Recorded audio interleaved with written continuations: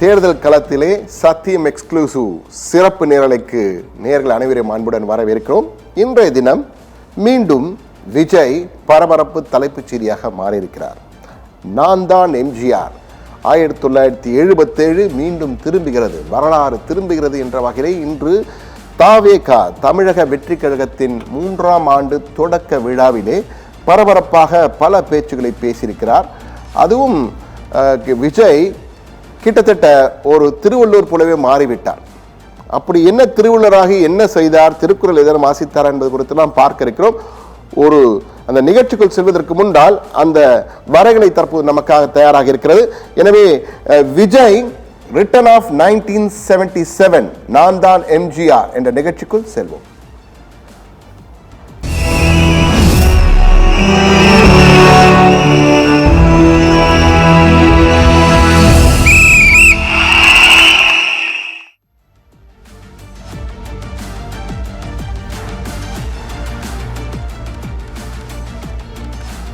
அறிமுகத்தில் நான் சொன்னது போல நவீன திருவள்ளுவராக விஜய் மாறிவிட்டார்.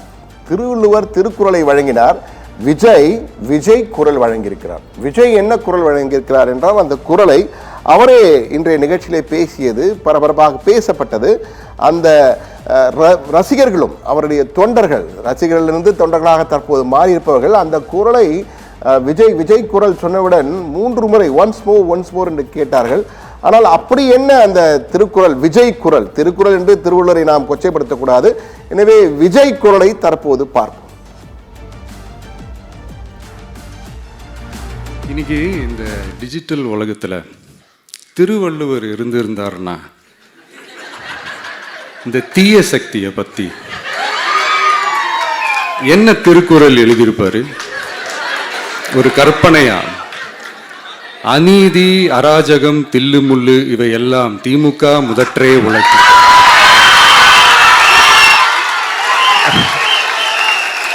ஒரு கற்பனையா?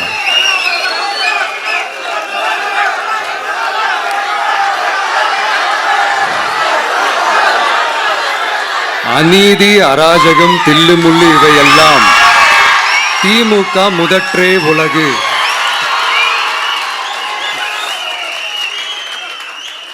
அடுத்து இந்த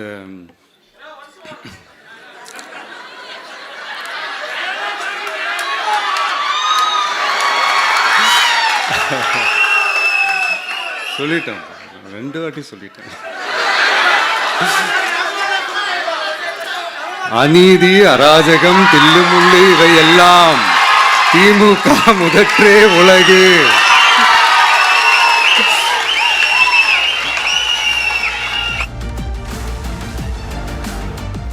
விஜய் குறளை கேட்டிருப்பீர்கள். விஜய் குறளாக திருக்குறள் போல் விஜய் குறள் வந்துவிட்டது. ஆனால் உண்மையிலேயே திருவள்ளுவர் தற்போது இருந்திருந்தால் மிகவும் ஃபீல் பண்ணியிருப்பார், ரொம்ப வருத்தப்பட்டு போயிருப்பார். இப்படியெல்லாம் திருக்குறளை கொச்சைப்படுத்துகிறார்களே இந்த மனிதர்கள் என்று நிச்சயமாக வருத்தப்பட்டிருப்பார் என்றுதான் நான் நினைக்கிறேன். இன்னும் விஜய் சொன்னதை அவருடைய தொண்டர்கள் மிகவும் ரசித்தார்கள். அவர் சொன்ன வாணியும் சரி, டிஜிட்டல் யுகத்தில் டிஜிட்டல் திருவள்ளுவராக விஜய் மாறிய பொழுது அவர் சொன்ன திருக்குறளை கண்டு ரசித்தார்கள், விஜய் குறளை கண்டு ரசித்தார்கள் அவர் தொண்டர்கள் தான் கூற வேண்டும். ஆனால் அதற்கெல்லாம் பதிலடி நிச்சயமாக திமுகவிடமின்றி இன்றோ நாளையோ வராமல் போகாது, நிச்சயமாக பதிலடி கொடுப்பார்கள் என்பதிலே மாற்று கருத்தில்லை.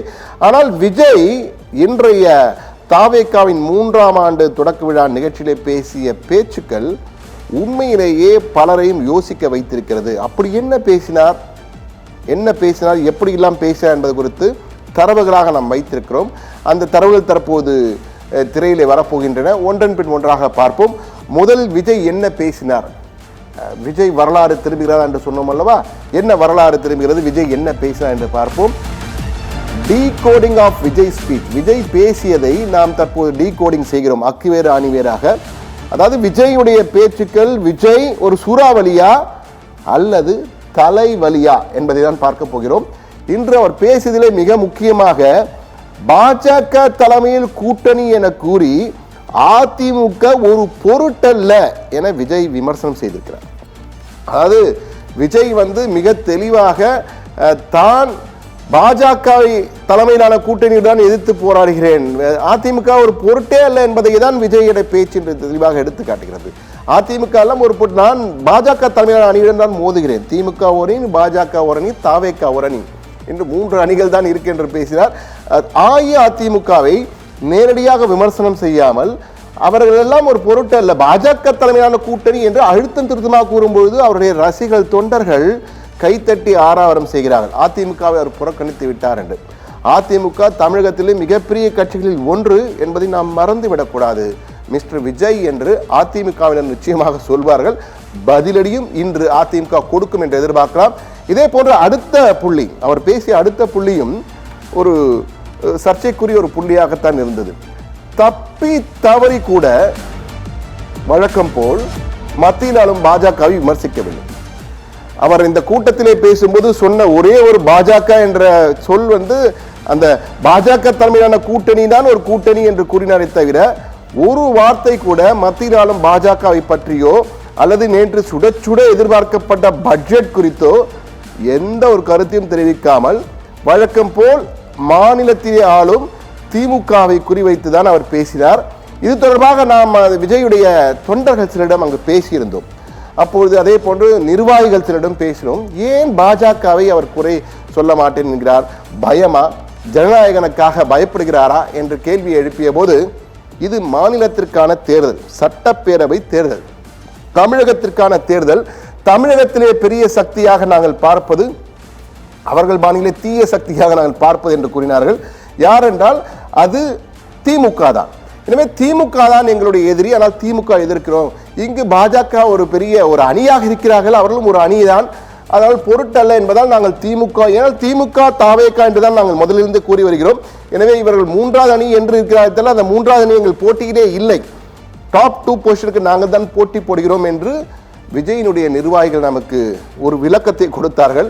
ஆனால் இதை பாஜக ரசிக்குமா என தெரியவில்லை. நிச்சயமாக பாஜக தரப்பிலும் இதற்கு ஒரு பதிலடி கொடுக்கப்படும். ஆனால் பாஜக சற்று சந்தோஷம் படுவார், ஏன்னா அவர்கள் தலைமையில் கூட்டணி என்று கூறியிருக்கிறார்கள். ஆனால் இங்கு என்டிஏ கூட்டணி அஇஅதிமுக தலைமையில் தான் கூட்டணி என்பதை மிக தெளிவாக பிரதமர் முதல் பாஜகவை சேர்ந்தவர்கள் பலரும் தெரிவித்திருக்கிறார்கள்.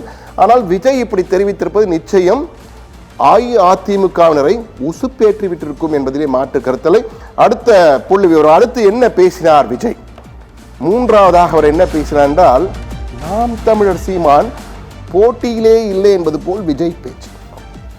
விஜய் என்ன கூறுகிறார் என்றால், 3 அணிகள் தான், தாவேக தலைமையில் ஒரு அணி, திமுக தலைமையில் ஒரு அணி, பாஜக தலைமையில் ஒரு அணி, 3 முனை போட்டி தான் இருக்கிறது, அங்கு பெரிய அளவுக்கு மற்ற யாரும் இல்லை என்பது போல் கூறியிருப்பது நிச்சயமாக நாம் தமிழர் சீமானை யாரும் புறம் தள்ளிவிட முடியாது. ஏனென்றால் சீமான் நமக்கு பிடிக்கிறதோ பிடிக்கலோ ஒரு பெரிய ஒரு சக்தியாக தமிழகத்தில் இருக்கிறார்.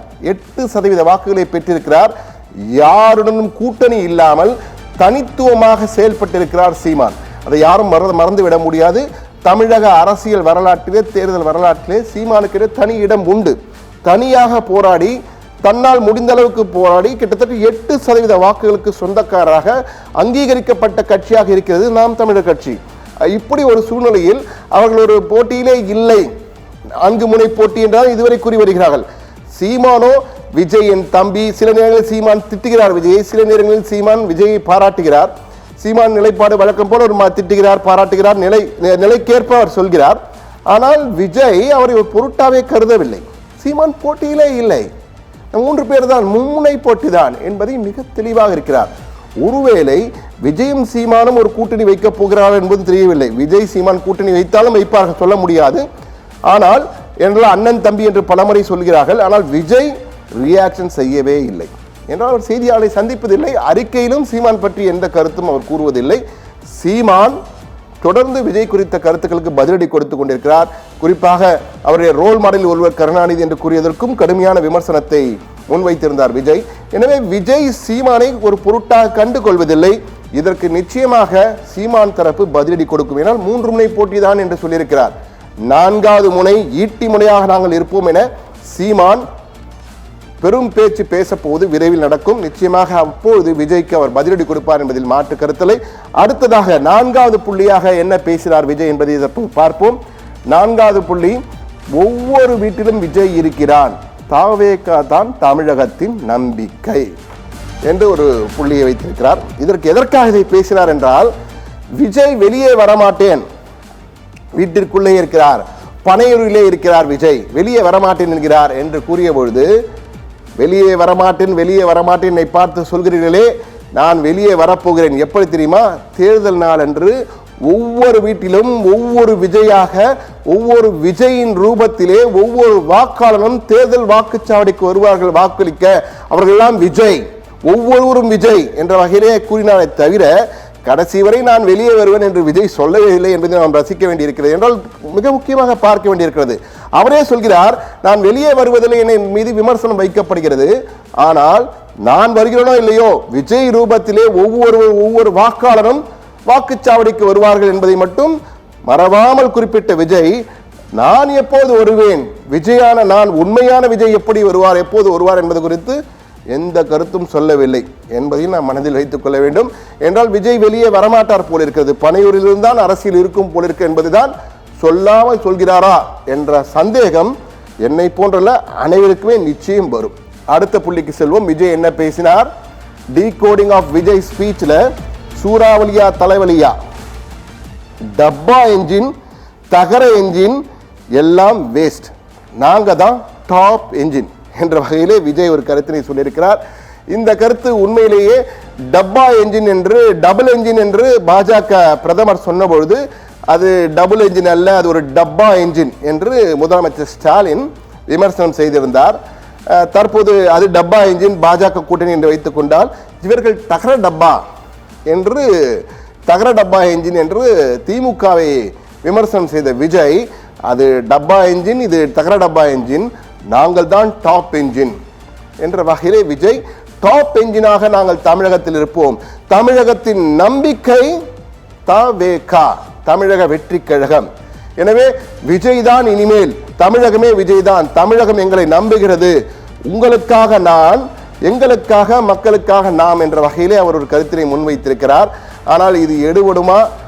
யார் என்ஜின், ஓடாத என்ஜின் எது, ஓடுகின்ற என்ஜின் எது, அதாவது இலக்கை சென்றடையக்கூடிய என்ஜின் எது என்பதுதான் மிக முக்கியம். டாப் என்ஜினா, டப்பா என்ஜினா, தகர என்ஜினா என்பது முக்கியம் அல்ல. வெற்றி இலக்கை தொடும்போது அந்த என்ஜின் அந்த வெற்றி இலக்கை தாண்டி இருக்கிறதா என்பதை தான் பார்க்க வேண்டும். நிச்சயமாக தேர்தல் அதற்கு முடிவு சொல்லும். விஜய், திமுக கூட்டணி, பாஜக தலைமையிலான கூட்டணி விஜய் சொல்லியிருக்கிறார். ஆனால் அது என்டிஏ கூட்டணி. இன்னொன்று நாம் தமிழர் சீமான். 4 முனை இருக்கிறது. யார் சிறந்த என்ஜினாக சென்று வெற்றி கோட்டை தாண்டி அந்த மெஜாரிட்டியை பிடிக்கப் போகிறாள், ஆட்சியை பிடிக்கப் போகிறாள் என்பதுதான் எது உண்மையான என்ஜின் தெரிய வரும்.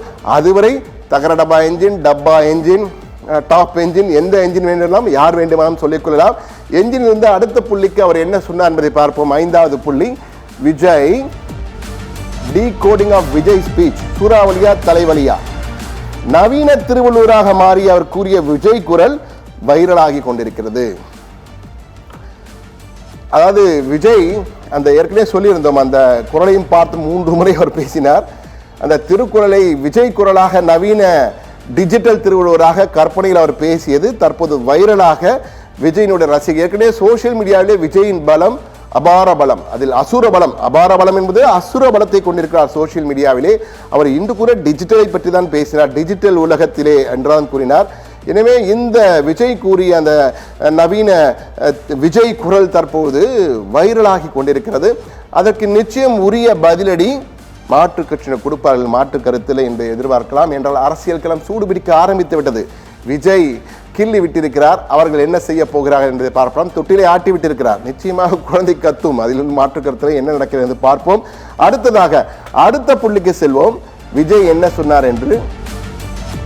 டீகோடிங் ஆஃப் விஜய் ஸ்பீச், என்னை வெளியே வா என்று சொல்பவர்களுக்கு தேர்தல் நாளில் விடை கிடைக்கும் என்று கூறியிருக்கிறார்.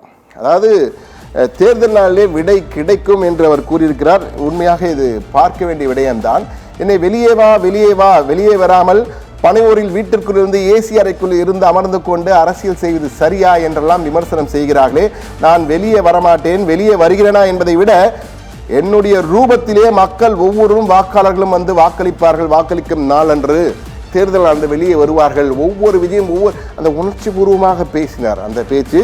ஆனால் அந்த பேச்சை விட இந்த டப்பா என்ஜின் குறித்து அவர் பேசிய ஒரு பேட்டி, அவர் என்ன பேசினார், டப்பா என்ஜின், தகர என்ஜின் என்றெல்லாம் சொன்னார் இல்லையா, நாங்கள் டாப் என்ஜின் என்று, அது என்ன பேசினார் என்பது குறித்து அந்த பேட்டி, அந்த விஜய் பேசியதை தற்போது பார்க்கலாம்.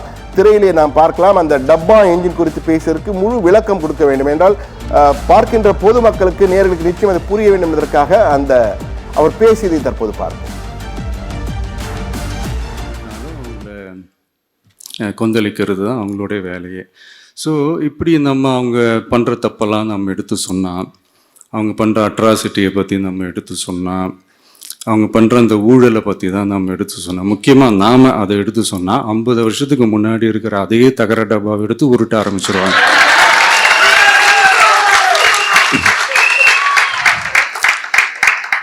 பவளவில்லா பாப்பாவுக்கு வேற என்ன தெரியும்?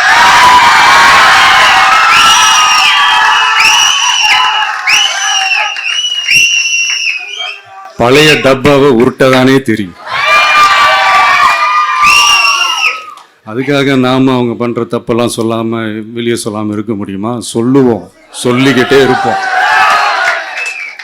நம்மளை தவிர யார் அவங்கள ஏத்து நின்று கேள்வி கேட்கறது? யாருக்கு அந்த தில் இருக்குது? மக்களோட ஒரே பிரதிநிதி நாம மட்டும்தான். இந்த டப்பா இன்ஜின், ஓட்டை இன்ஜின், எவ்வளோ இன்ஜின் வந்தாலும் டாப் இன்ஜின் நம்ம டிவிக்கே தான்ன்றதை மக்கள் ஆல்ரெடி முடிவு பண்ணிட்டாங்க. அதனால நம்மளுடைய தோழர்கள் அதை மனசுல நல்லா ஏத்திக்கிட்டு இன்னும் ஷார்ப்பா ஒர்க் பண்ணுங்க.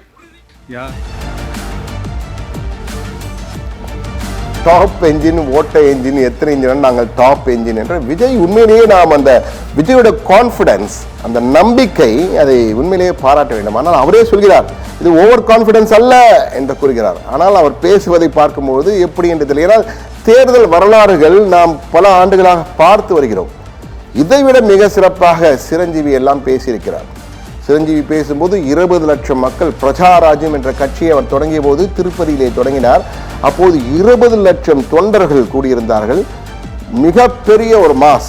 இப்பொழுது விஜய்க்கு நாம் பார்த்ததை விட மிகப்பெரிய மாஸ், 3 மடங்கு 4 மடங்கு கூட்டம். 5 லட்சம் என்று சொன்னார்கள் இவர்களுக்கு, கணக்கு யாரும் எண்ணவில்லை.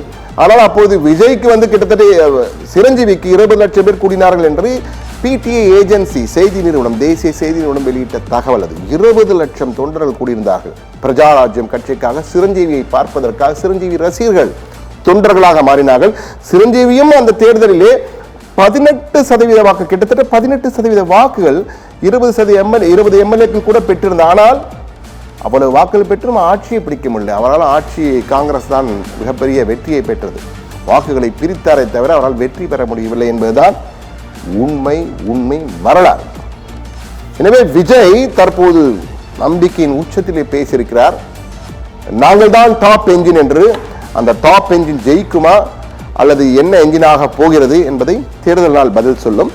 அடுத்ததாக நாம் சில தரவுகளை பார்ப்போம். அவர் பேசிய மற்ற புள்ளிகளும் இருக்கின்றன. என்ன புள்ளிகள் என்பதை தற்போது பார்ப்போம். விஜய் சொல்ல மறந்த கதை என்பதை நாம் பார்க்க போகிறோம். ஆனால் அதற்கு முன்னால் டீகோடிங் ஆஃப் விஜயில் அவர் பேசிய அடுத்த கருத்து, நவீன திருவள்ளூராக மாறிய விஜய் கூறிய விஜய் குரல் கொடுத்து நாம் பார்த்து விட்டோம். அதற்கு அடுத்த புள்ளி, என்னை வெளியே வா, தேர்தலால் விடை கிடைக்கும் என்பதையும் பார்த்தோம். அதற்கு அடுத்ததாக உள்ள தரவுக்கு செல்வோம். விசில் சத்தம் இல்லாத இடமே இல்லை, இந்த சத்தம் அனைவரையும் தலை தெறிக்க ஓடவிடும்.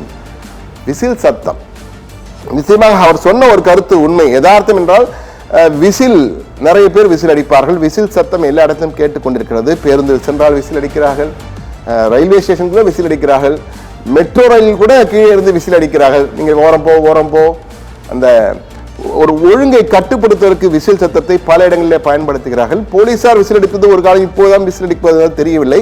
ஆனால் விஜய் விசில் சத்தம் காதை தெறிக்கிவிடும், அதாவது எதிரிகள் எல்லாம் தலை தெறிக்க ஓடி விடுவார்கள் என கூறியிருக்கிறார்.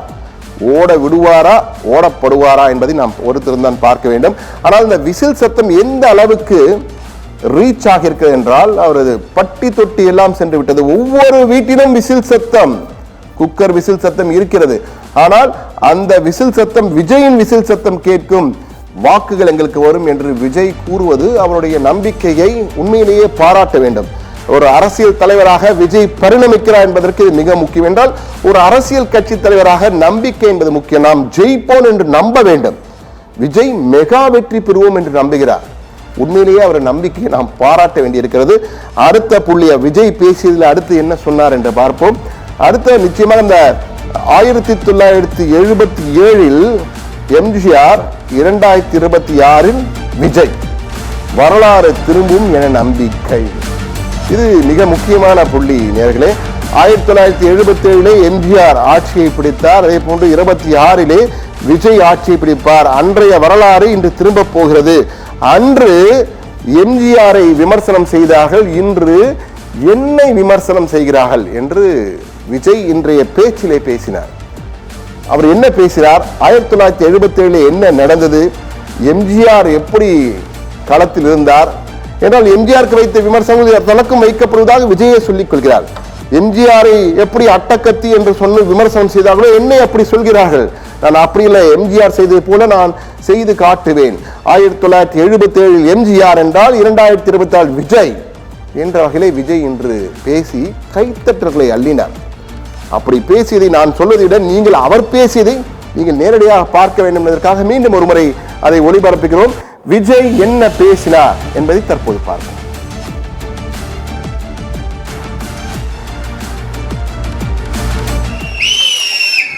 1977 ஜூன் மாதம்னு நினைக்கிறேன். ஜூன் மாதத்தில் புரட்சி தலைவர் எம்ஜிஆர் அவர்கள் ரேடியோவில் ஒரு பேட்டி ஒன்று கொடுத்தாங்க. அதில் பேசும்போது சொன்னாங்க, பேரறிஞர் அண்ணா அவர்கள் இருந்த இடத்தில் இப்படிப்பட்டவர்களும் அமர்கின்ற ஒரு நிலைமை ஏற்பட்டுச்சேன்னு எண்ணி எண்ணி கண்ணீர் வடித்தேன். அன்னைக்கு அந்த கண்ணீரை துடைக்க ஆரம்பித்த இயக்கம் தான் அண்ணா திராவிட முன்னேற்ற கழகம்னு சொன்னார். அதே மாதிரி 2017 அப்புறம் 2021 அப்புறம் தமிழ்நாட்டுடைய நிலைமையை பற்றி யோசித்து பார்த்த நம்ம தமிழக மக்கள் காமராஜர் அவர்கள் இருந்த இடத்தில், அண்ணா அவர்கள் இருந்த இடத்தில், எம்ஜிஆர் அவர்கள் இருந்த இடத்தில் இப்படிப்பட்டவர்களும் அமர்கின்ற ஒரு நிலைமை ஏற்பட்டுச்சேன்னு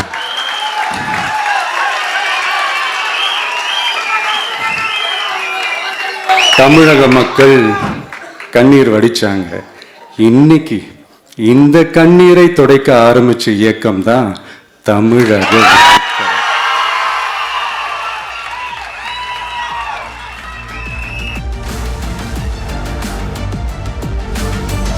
எம்ஜிஆரின் அஇஅதிமுக தமிழக மக்களின் கண்ணீரை அன்று துடைத்ததாம். அதுபோல இன்று விஜயின் தாவேகா துடைக்கப் போகிறது என்று கூறியிருக்கிறார்.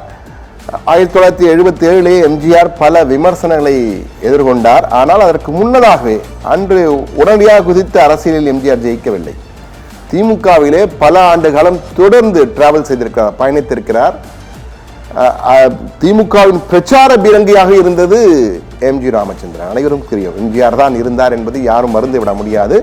பிரச்சார பீரங்கியாக பிறகு உட்கட்சி பூசல் காரணமாக அவரை கேள்வி அந்த வரலாறு அனைவருக்கும் தெரியும். அதன் பின் அவர் அங்கிருந்து பிரிந்து அப்பொழுதும் அவர் கட்சி தொடங்க வேண்டும் நினைக்கவில்லை.